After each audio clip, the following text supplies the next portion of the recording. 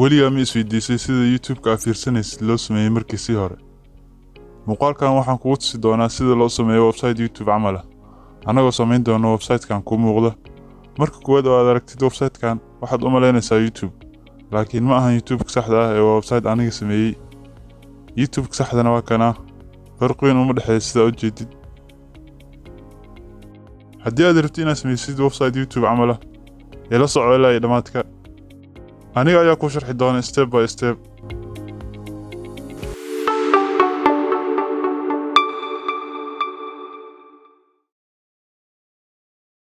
wareen waxaa soo furtaa command promptiga, waxaadna ku qortaa mbx create react app, kadibna appka magaciisa raaci oo ah YouTube clone, kadibna enter taawo. dhammaan waxyaabaha loo baahan yahay si automatic ayuu kuu soo dejinayaa. marka hore waa inay kuu degsan tahay Node iyo npm si uu kugu shaqeeyo. markuu dhamaado waxaa ku furtaa code editor-kaaga, VS Code-ka ama Sublime Text-ga. code editor-ka markaad joogtid, source-ga folder-kaas fur, source-ga ku qoran tahay app.js meesha ku qoran tahay kasii tag. dhammaan dhiifkaas waxyaabaha ku jira iska tirtir, sidoo kalena loogada kor tirtir. app.css tag, dhammaan waxyaabaha ku jira ayadana sidoo kale tirtir. app.test.js na meesha ku qoran tahay iska delete geli asaga dhan uma baahnid. loogadan sidoo kale. halkan waxaa ugu jeediin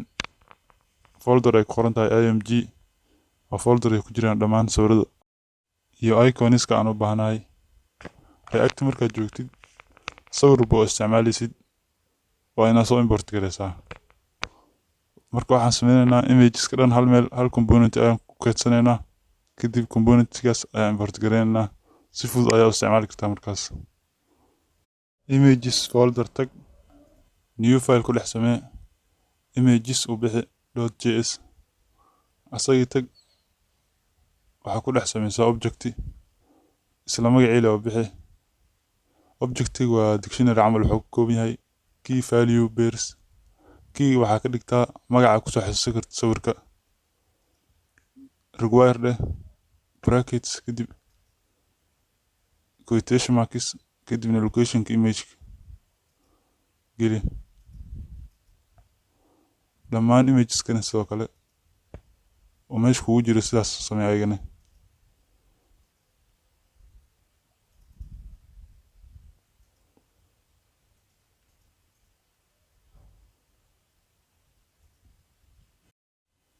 marka aad dhamaysid, export default images dheh si aad export garaysid oo meel kale aad u isticmaashid componentigan. next step, 4 component ayaan u baahanahay: navbar, sidebar, favoriteska iyo video. folder gooni ayaa 4tooda ku shubeynaa. imageskan close iska dheh, source-ga right click ku sii, new folder samee ay ku qoran tahay components. componentskii right click ku sii, new file samee, navbar u bixi .js, kadib waxaa ku qortaa rfce. start app-ka ayuu kuu qori doonaa si automatic ah. dhiifkaas uu kuu sameeyey iska tirtir, nav element ka dhig, class name waxaa siisaa navbar. waxaa soo import garaysaa css-kii, import dheh app.css. markaa soo import garaysid dhiifka containerkii navka usoo laabo, waxaa ku sameysaa div class name waxaa siisaa responsive button. divkaas dhexdiisa waxaa ku sameysaa 3 xisbaan, waxay u taagan yihiin 3 dhibic oo kor kasoo muuqanayso. hoos u bax, divkaas ka dhex bax, images element samee. intaada sameyn waxaa soo import garaysaa imageskii hadayta aan sameynay. import images dheh, imagekan aan sameynay hadda waxaa waaye loogada YouTube-ka waaye. class name YouTube logo sii. marka intaad sameysid, hoos u bax, div kala samee, class name search box sii. dhexdiisa waxaa ku samaysaa input type text ka dhig class name input search input c meesha wax lagu qorayo waaye hoostiisa waxaa ku samaysaa button class name c search button dhexdiisa waxaa galaya imagekii oo sirjiga image de sourcegiisa waa image dot search marka intaas dhameysid diifkan ka dhex bax diif kale samee class name waxaa siisaa options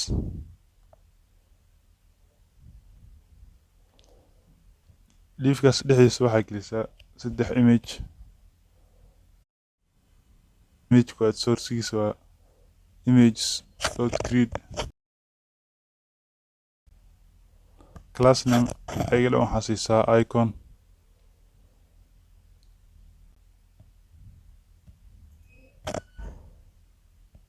imageka labaad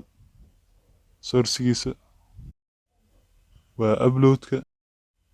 imageka saddexaadna waa gambalaalkii imageskan hoostooda waxaa ku samaysaa diif kale diifkaas wuxuu qabanaa imagekii profileka qofka dhexdiisa waxaa gelisaa image sourciga profileka intaas ayuu ku egyahay navbarkii koodkiisa stylingkiisa ayaa dhiman waxaa tagtaa upload js kuu soo import dheh navbar kadib diifka afka dhex tag kusoo bandhig waxaa soo import gareysay oo navbar stepka xiga waxaa tagtaa upload css markuu horeysa waxaa soo furataa xidigta oo u taagan all elements marginka iyo paddingka 0 ka dhig box sizing border box ka dhig body focuska ku xigo xidigta focuskeeda outline-ka dhammaan waa nan ka dhig bodiga soo furo positionka waxaa ka dhigtaa relative background dhiga caddaan ka dhig sans serif ka dhig font family subax classki navbarka soo furo positionka fixed ka dhig mid taagan kor ku dheji topka 0 left 0 ka dhig widthga 100% ka dhig heightka 60 pixel background colorka waxaa ka dhigtaa white display flex ka dhig align items center dhexdiis kuugee paddingka 0 top iyo bottom 2.5 left iyo right hoos u bax classka responsive buttonka soo furo widthga 20 pixel ka dhig heightka 10 pixel positionka waxaa ka dhigtaa relative cursor pointer ka dhig hoos u bax waxaa soo furtaa responsive buttonka spank ku dhex jiray dooro positionka waxaa ka dhigtaa absolute kii hore waxaa ka dhignay relative widthga 100% ka dhig heightka 2 pixel ka dhig top 50% transform translate -50% background dhigana color xoogaa black oo ka dhig responsive buttonka wuxuu asbaan ku dhex jira 3 xabay ahaayeen responsive button hoos u bax responsive button span sii dhahdana childii kuwaad dooro childii kuwaad topka waxaa ka dhigtaa marka 0 childii saddexaadna waxaa ka dhigtaa topka 100% kadib hoos u bax classka iyo tube logo soo furo heightka waxaa ka dhigtaa 90 pixel cursor waxaa ka dhigtaa pointer margin -5 pixel 30 pixel iyo 0 kala dhig hoos u bax classka oo search box soo furo diifkaas position ka waxaa ka dhigtaa relative maximum width waxaa ka dhigtaa 500 pixel width caadi 50 boqolkiiba height ka waxaa ka dhigtaa 35 pixel display flex ka dhig margin left 70 pixel hoos u bax class surge input ka soo furo width waxaa ka dhigtaa 80 boqolkiiba height ka boqolkiiba boqol ka dhig border 2 pixel solid cadaan padding 0 iyo 20 pixel right iyo left font size ka 16 pixel ka dhig text transform capitalize leh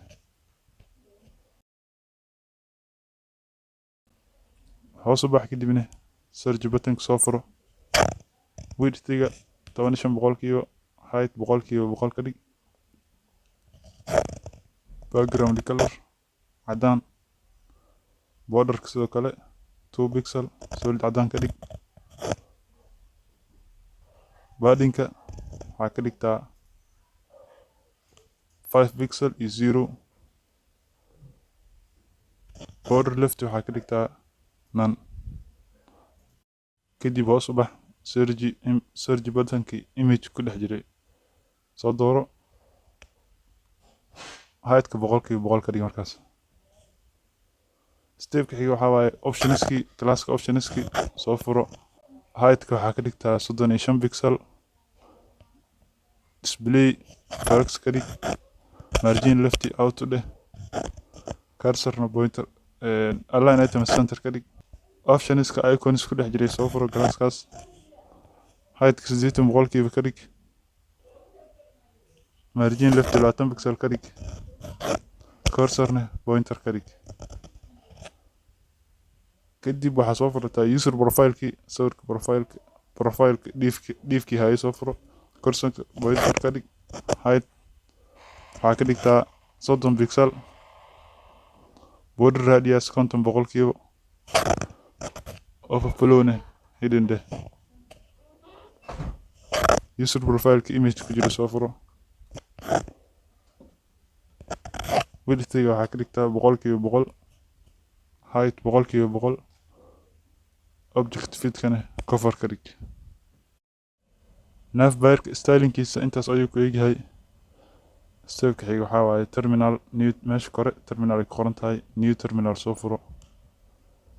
new terminalkaas waxaa ku qortaa npm start ku qor kadibna enter taago si aad u aragtid waxyaabihii aad samaysay browserka si toos kuu geynaa navbar-ka aan sameynay oo sida u jeedin buu wuxuu egyahay ka youtube-ka camal waxyaabo yaryar ayaa ka dhiman dib dambe ayaa uga dari doonaa insha allah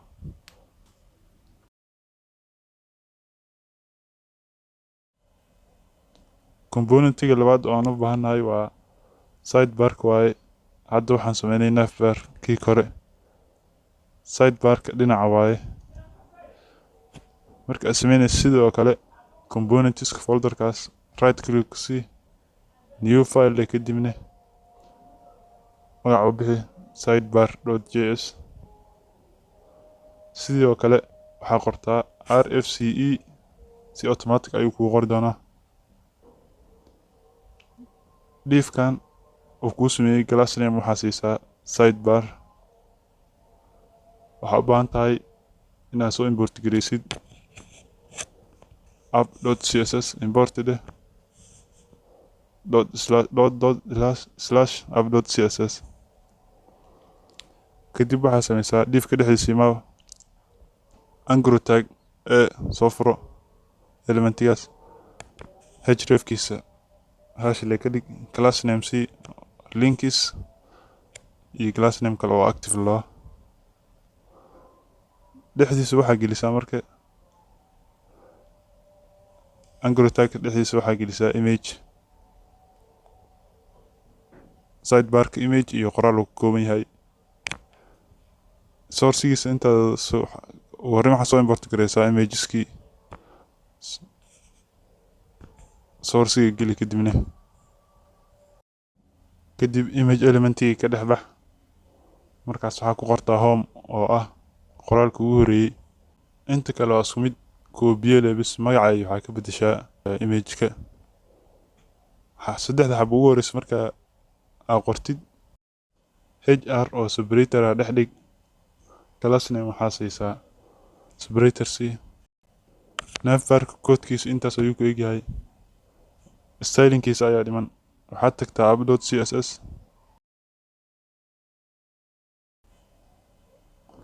waxaa soo furtaa glasskii sidebarka positionkiisa waxaa ka dhigtaa fixed sida data camal asagana inuu hal meel ku dheganaada rabnaa topka waxaa ka dhigtaa 60 pixel left waxaa ka dhigtaa 0 maximum widthga 250 ka dhig pixel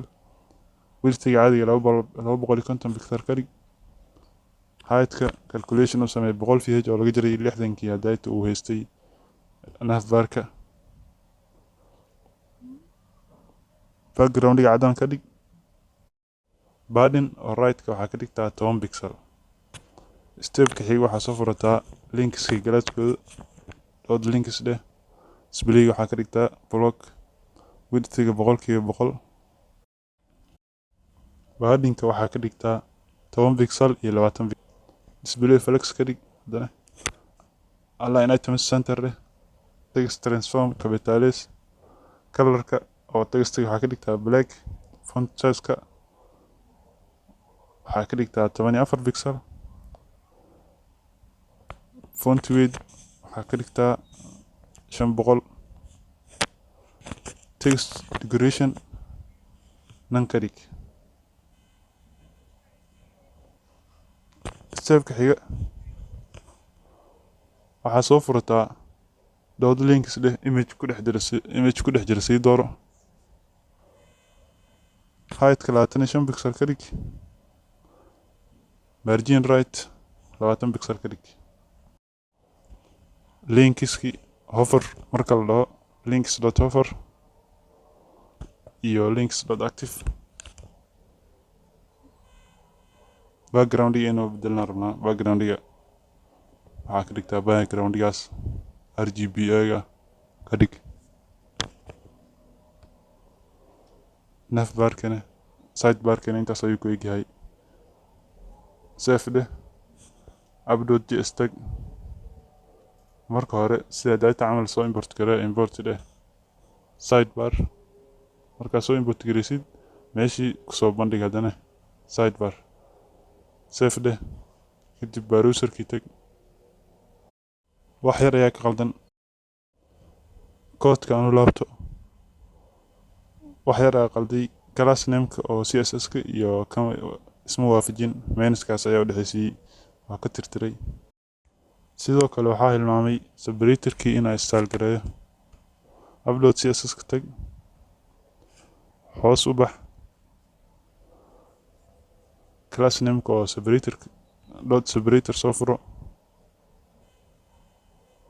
separator markaa soo furtay borderka nan ka dhig border bottom 1 pixel solid colorkaas halkaas ugu jiid ka dhig margin 20 pixel oo top iyo bottom ah iyo 0 oo left iyo right kadib save dheh browserka u laabo wax kale ayaa qaldan imageski iyo magacyadii sidooda waa wada home waaye inaan bedelaa rabaa dib aa u laabto mid walba magaciisa iyo imagekiisa isku aadi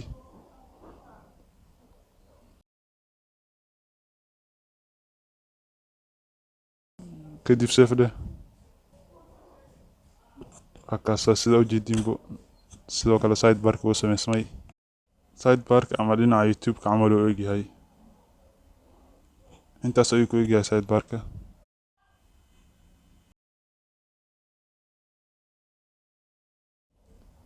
next step waa inaan sameyno filterska ama favoriteska midka u taqaanidba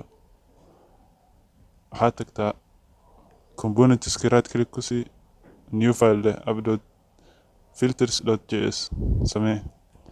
meesha waxaa ku qortaa koodka data rfce si uu kugu qoro start appka kadib waxaa soo import gareysaa app.css app.css diifki oo samaysan oo imaado class name-ka waxaa siisaa favorites dhexdiisa waxaa gelisaa buttonkaas class name waxaa siisaa favorite options camal u tahay intaa obis waxaa ridsiiso dhexdiisa waxaa gelisaa marka waxyaabaha YouTube kor ku saaran oo waxyaabaha xiisiisid kadib koobiye ayagoo badan samee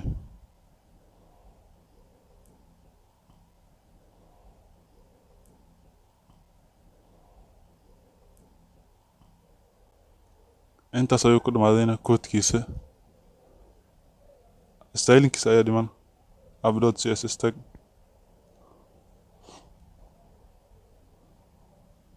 oo horreyn waxaa soo furtaa classkii koowaad baa ahaa favoriteska positionka fixed ka dhig si mid taagan leftiga 250 pixel toobkana 60 pixel widthga calculation u samee 100 pixel waxaa ka jirta 250 pixel heightka 60 pixel ka dhig background-ga cadaan ka dhig border toobka 1 pixel solid cadaan ka dhig border bottom-kana sidoo kale 1 pixel solid cadaan ka dhig padding-ka 0 oo kor iyo hoos ah iyo 20 oo midig iyo bidix ah display-ga waxaa ka dhigtaa flex ka dhig align items waxaa ka dhigtaa center overflow-na hidden ka dhig favorite options-ku u imaado glasskeeda soo furo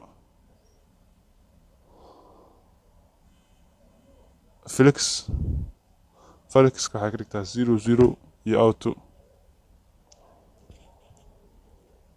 padding waxaa ka dhigtaa 10 pixel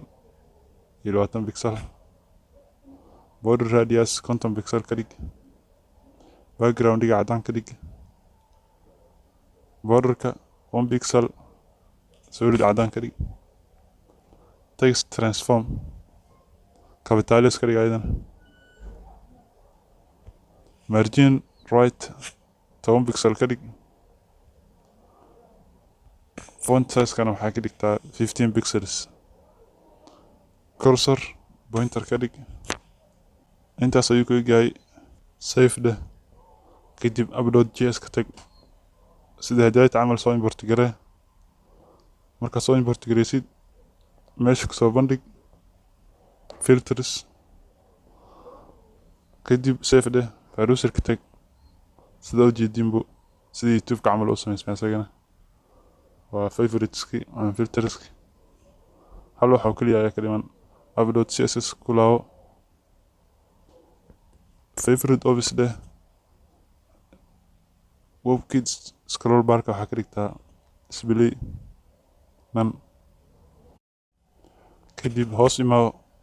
favorite obis dheh dot active class name active ku dar rabnaa marka active aad dhahdid colorka waxaa ka dhigtaa cadaan background-gana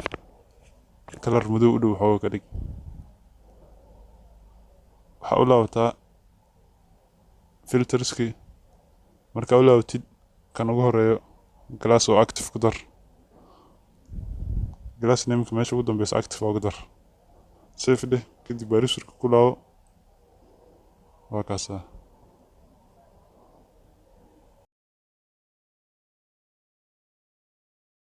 stepka xiga waxaan sameynaynaa video component waa component-ga qabanayo YouTube videoska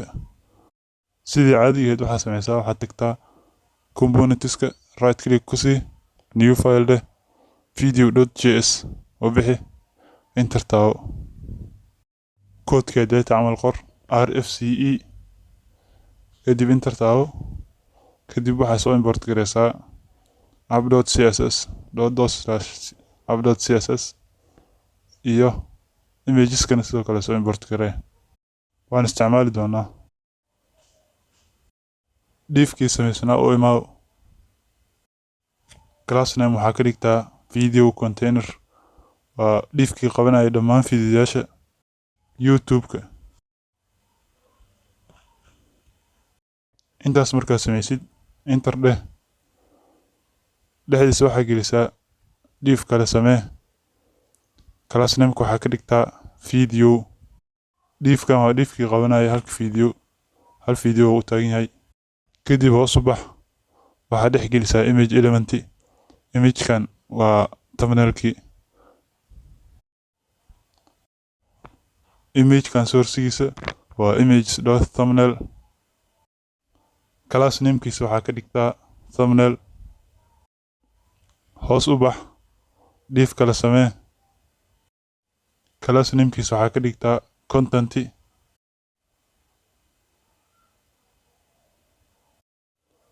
dhexdiisa waxaa gelisaa image element. imagekan waa profileki oo channelka ama iconkii channelka waaye. img sourcegiisa waa images.profile. locationka imagekaaga class name u samee waxaa ka dhigtaa channel icon. hoos u bax div kale samee class namekiisa waxaa ka dhigtaa info. dhexdiisa waxaa gelisaa h4 waxay u taagan tahay titlekii. class namekiisa waxaa ka dhigtaa title ka dhig. h4ka dhexdeeda qoraal ku qoro qoraalka harfti ku qoro.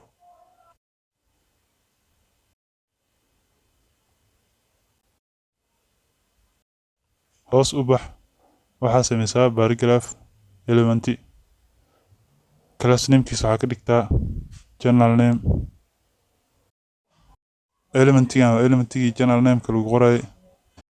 channelka harfti magaciisa ku qoro tusaale ahaan fursad kaab. intaas ayuu ku eegyahay koodkiisa. waxaa tagtaa upload.js sida data camal soo import garee video.js. markaa soo import gareysid waxaa kusoo bandhigtaa meesha ka hooseysa filterska ku xiji waxaa qortaa video sidaas camal. save kadib waxaa tagtaa css-ka stylinka. ugu horreyn waxaa soo qabataa containerka data oo ahaa video container. classka video container soo furo.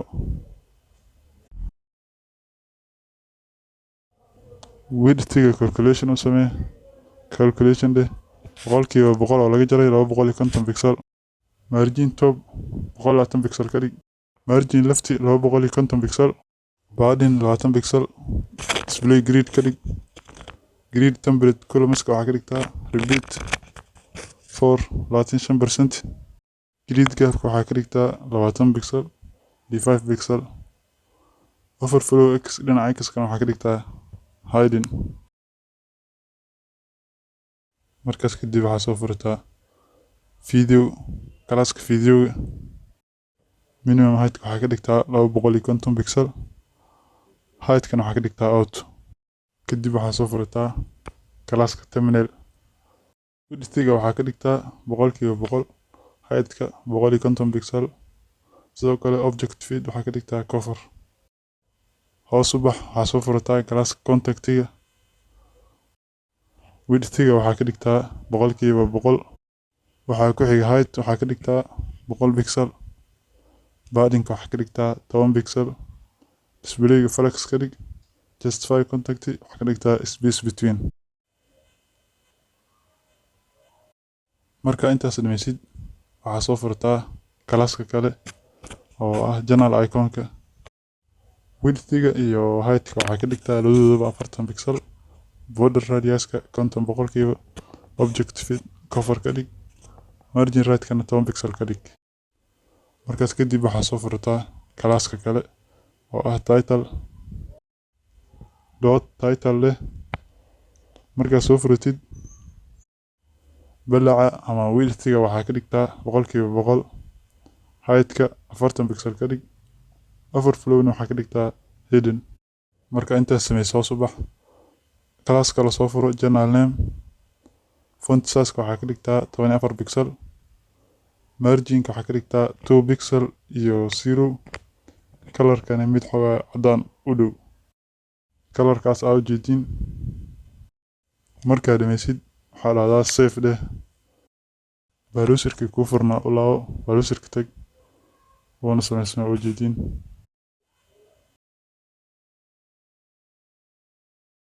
Next step waxaan sameynaynaa YouTube API waa meesha fiidiyoyaasha iyo kanaliska aan ka helaynay. New tab tag kadibna waxaa ku qortaa Google Cloud linka ugu horeeyo ka soo baxay ku dhufo. marka ku dhufatid shaashadana ku soo baxayso meesha kore oo geeska ay ku qoran tahay console kaliya ku sii meeshaas. shaashada markay ku soo baxdo pop-up-ka waxaa sameysaa waddan iska dooro kadib tixar meeshaas kadibna agree and continue dheh.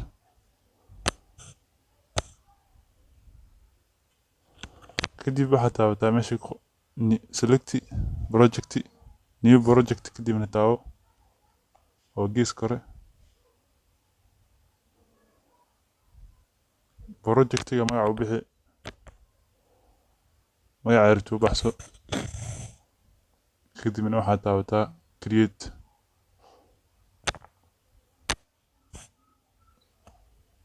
meesha ku qoran tahay taabo kadib shaashadana ku soo baxayso waxaa tagtaa meesha ku qoran tahay APIs and surface oo geeska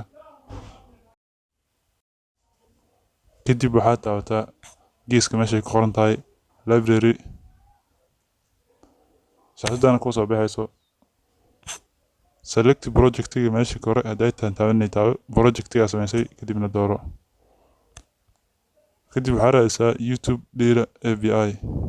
YouTube data API click ku sii marka ku soo baxdo waxaa taabataa enable waxyar sug kadibna waxaa taabataa manage meesha ku qoran tahay taabo kadib waxaa tagtaa meesha ku qoran tahay credentials markaad tagtid new credential meesha ku qoran tahay taabo create credential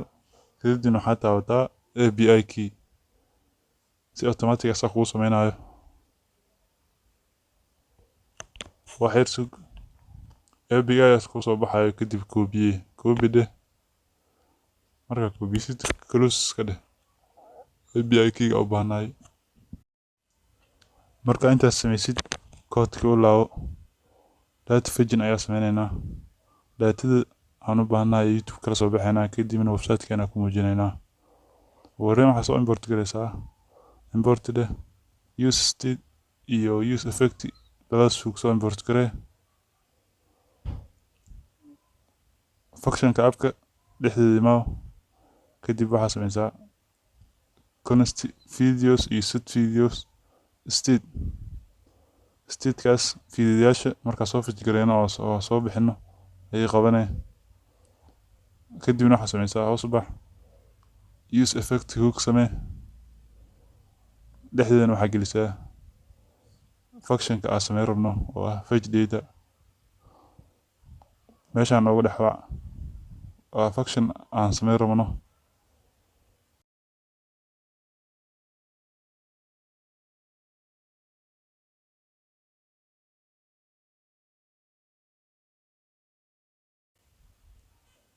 marka inta sameyso subax functionka sameynaynaa const dheh fetch data functionka hadda async waaye marka data fetch gareynaysa async ina isticmaashid waaye intaas sameyn functionka waxaa sameysaa const variable API key samee API key had soo kubisay dhig sidoo kale link kale ayaan u baahanahay waxaa sameysaa new tab tag browser ku laabo new tab tag waxaa ku qortaa videos list YouTube video list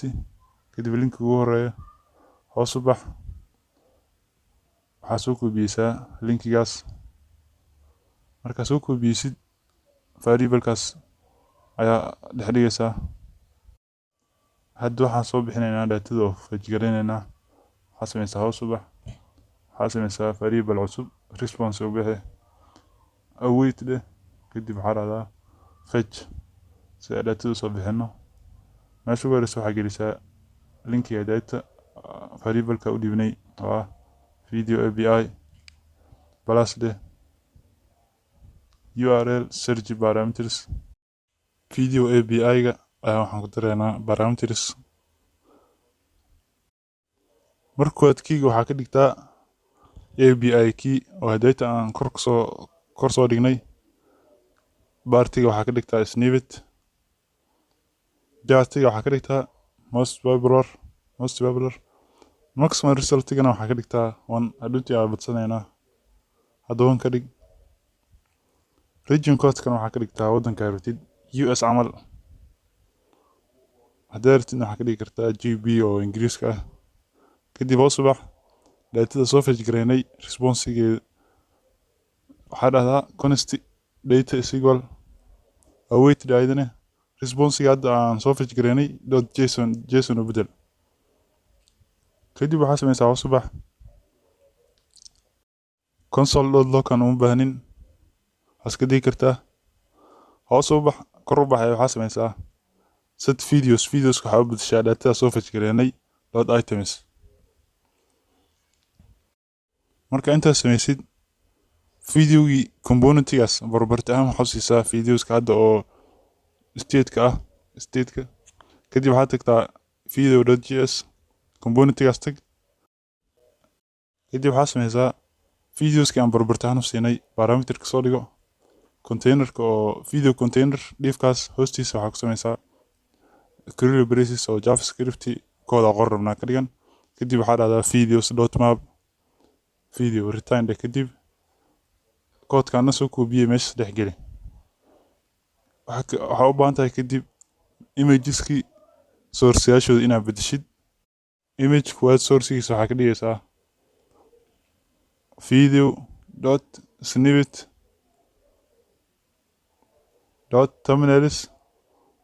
video.snippet.thumbnails.high.url kadib waxaa imaadaa h4 oo title ku qoran yahay curly braces leh kadibna waxaa ku qortaa video.snippet.title qor meesha saddexaad paragraphka gudub ayadana curly braces leh item.snippet.channel title sida u jeedin baad video ayuu soo fetch gareeyay website-kan uu kasoo muuqdaa koodka u laabo waxaa sameysaa containerka videoga oo dhiifka video class namekiisa yahay waxaa sameysaa key waxaana ka dhigtaa item.id video.id ka dhig marka intaas sameysid waxaa u laabataa app.js meesha waa badsan kartaa muuqaalo badan content waa ka dhigi kartaa content ka dhig maximum resultiga muuqaalo badana kadibna arkay waa kaasaa inta muuqaal aragti ka dhigo muuqaalada kuwaas hadda waa soo bandhignay laakiin sida u jeedin dhammaan journaliska iconiskooda isku mid waaye stepka xiga marka waxaa waaye inaan soo fetch gareyno iconiska oo journalada sawirada saarnaa kanaalista waxaa sameysaa function samee get icons camal u bixi functionkaas async waa ayadane data soo fetch garey rabnaa sida hadda camal hal parameter geli parameterka hore waa noqdo magaca loo baxso kadib waxaa sameysaa variable samee channel API sida hadayta camal waxaa tagtaa googlaha channel list ku qor sida hoos u baxsoon ku biiso meesha saddex dhig variable-ka marka intaas sameysid stepka xiga waxaa waaye inaan sameyno fetchki wixii kor ku qornay oo responsiga soo koobiyeyso meeshaan le waxaa ka dhigtaa waxaa bedeshaa waxaa ku reebtaa keyga iyo partiga inta kale iska tirtir responsiga waxaa ku dartaa id waxaa ka dhigtaa item.snippet.channel id kadib hoos u bax waxaa sameysaa video.thumbnailka waxaa ka dhigtaa data.items bracket 0.snippet.thumbnails.default.url sidoo kalena meesha channel API ka dhig oo video API ahead marka waxaad tagtaa data fetchki functionkii hore tag set videos meesha koreysaa waxaa ku qoray data.items.map item kadibna waxaa dhahdaa functionka uga dhex waca meeshaan item kasta marka uu soo raadinaya iconkeeda kadibna waxaa tagtaa video.js imageki thumbnailka sourcekiisa waxaa ka dhigtaa video.thumbnail ka dhig kadib waxaa dhahdaa save dheh markaa save dhahdid browserkii ku laaw sida ujeediinba sidoo kale iconiskiina waa helnay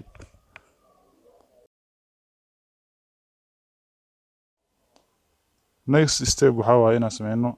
videos marka lagu dhufto inay shaqeeyaan rabnaa functionkaas sameynaynaa waa ka shaqeysiinaynaa waxaa tagtaa video.js functionka videos simaaw waxaa ku sameysaa function magac loo bixiso const dheh daawo muuqaal camal daawo video equal parameter data camal si hoos bax marka waxaa dhahdaa window.location.href locationka waxaa u bedeshaa ugu horreyn horta waxaa u baahan tahay inaa youtube-ka tagtid kadibna muuqaal aa ku dhufatid muuqaalku raba ha noqdo kadib linkaas kor soo koobiye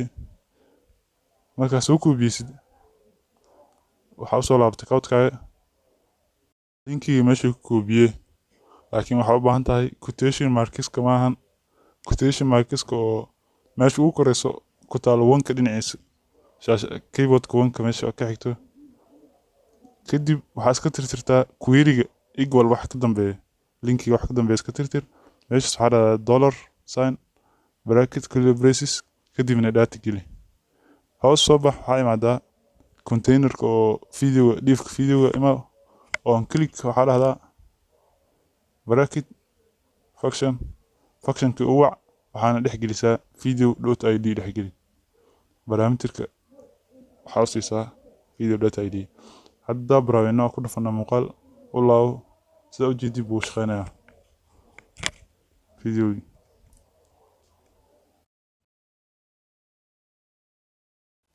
final step ayaan soo gaarnay marka sida ujeedinba hadda ma shaqeynayso meeshaan oo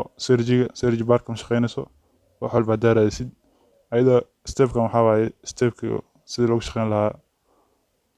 search barka waxaa tagtaa sida hadda camal youtube-ka tag meeshaas waxaa ku raadisaa youtube-ka caadiga waxaa raadisaa waxle iska raadi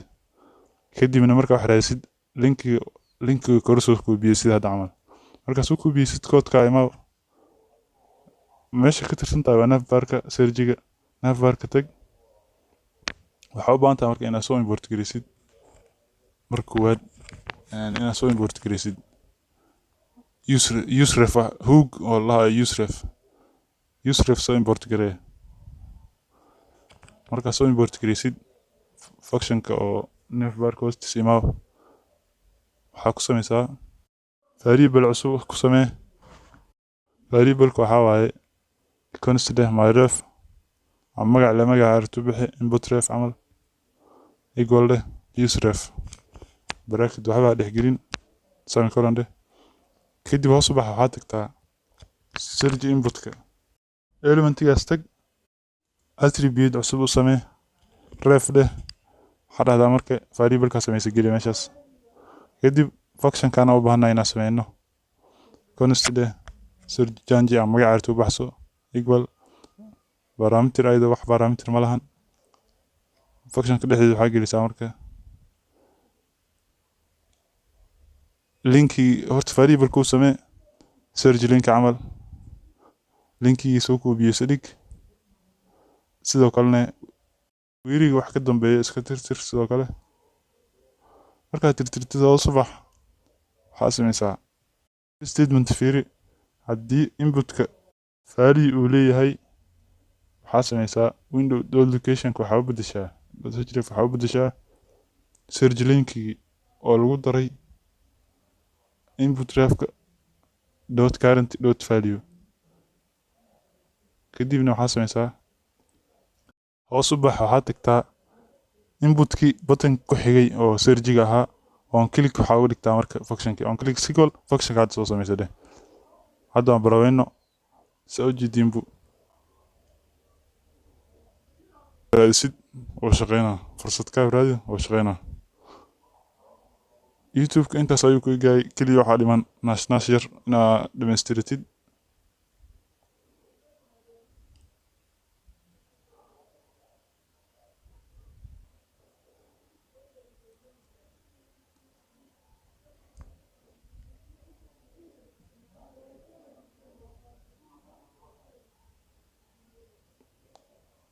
Sidebar-ka hadda waxyaabo badan ayaa ka dhiman, sawirro badan, sawirrada hadaa haysto ku darso.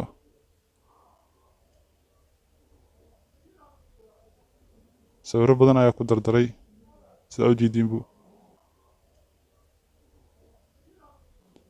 Hadda wuxuu u ekaaday YouTube-ka caadiga tooska ahaa u ekaaday. Intaas ayuu ku egyahay muuqaalkeena maanta. Ha ilaawin hadduu muuqaalku ku qanciyo inaad like saarto, subscribe na saar haddii ku cusubtahay channelkeena. Waa mahadsantahay.